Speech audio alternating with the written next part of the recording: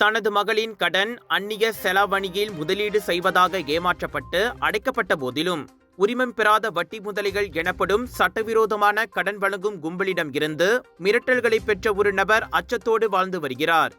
22 வயதான தனது மகள் லியாங் கடந்த மே மாதம் ஒரு அந்நிய செலாவணி முதலீட்டிற்கு பணம் செலுத்துவதற்காக 17 வட்டி முதலிகளிடம் இருந்து 20,000 ரிங்கெட் கடன் வாங்கியதாகவும் அது ஒரு மோசடியாக மாறியதாக பாதிக்கப்பட்ட CK என்பவர் தெரிவித்தார்.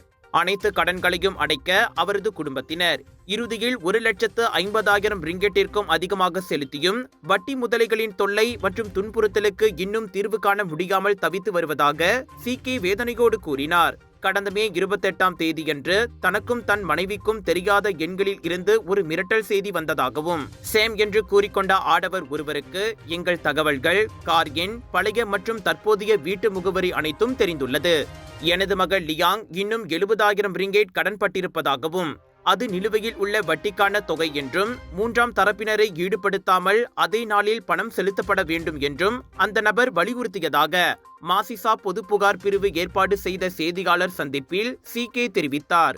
பிரம்மாண்ட அரங்கம், 10 ஃபெஸ்டிவல்ஸ், 100க்கும் அதிகமான நட்சத்திர கலைஞர்கள், ஆயிரக்கணக்கான போட்டியாளர்கள், லட்சக்கணக்கான பார்வையாளர்கள், மில்லியன் கணக்கான சாய்ஸஸ், இவை அனைத்தும் நாட்டின் தலை சிறந்த மற்றும் புகழ்பெற்ற இந்திய எக்ஸிபிஷன் ஏற்பாட்டாளரான colours of India Vijay TV media பார்ட்னராக இணைந்து வழங்கும் பிரம்மாண்டத்தின் உச்சக்கட்டம் beyond international Indian expo 4 to 8 June வரை KSL Esplanade Mall, Bandar Bastari, Klangil. இதுவரை இல்லாத பிக் சேல், பிக் டிஸ்கவுண்ட்.